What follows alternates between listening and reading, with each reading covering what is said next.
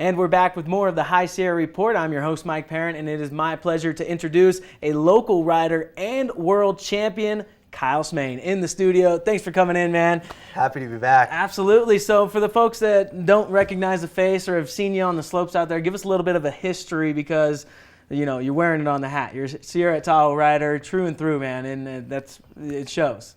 Yeah, you know, I grew up here in Tahoe, made my first turns right at Sierra at Tahoe, spent a lot of years ski racing, and, you know, I always loved catching air, and it eventually kind of transitioned into splitting my time between freeride and racing, and then quitting racing and doing freeride altogether, and now I mainly compete in halfpipe. And now you have the title of what millions of Americans out there want, professional skier, right? Yes, yes. That's big stuff. I mean, you had a huge accomplishment last year. Talk about that.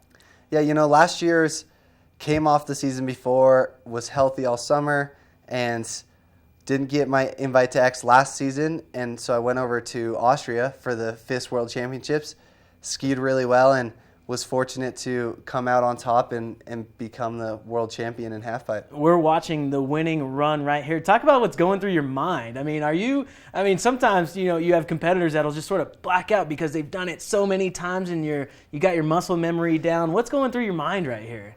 It's kind of a mix, you know. You do it so many times, it's all muscle memory, and one of the things I really focus on competing is just trying to have as much fun as I can, because that's when you ski best. It's like, that's why you get into skiing. Mm-hmm. So, you know, I focus on having fun, and you go out there and a lot of times you don't even hear the crowd. It's just you and the pipe. You're just taking your run, and hopefully it all comes naturally and you land. You came out of that with the FIS World Champion title, man. Congratulations to that. And that's taking you to another step here. You've got the X Games invitation this year. That's big time as well. Your first. Yes, yeah, it's my first X Games invite. I got an alternate spot for Aspen right now, but there's a lot of people hurt, so it's a good chance that I'm going to be in there. And then I have the full invite for Euro X Games, and it's the first time they're doing it in Oslo, Norway. Oh, Oslo, right on. Cool. Yeah. So talk about how people can find you, right? I mean, because they've switched up the process quite a bit here lately. Yeah, X Games has always been you have a qualifying event and a finals, and but it's always invite only. So originally it was 16 people were invited. You get 2 runs. They take the top 8 from that, and then those 8 people do the 3-run final at night. You know, the big show on TV and everything. And this year it's a smaller field, so it's more exclusive. It's only 12, but once you get there, it's only finals. All 12 of you. You get 3 runs. It's all the big show.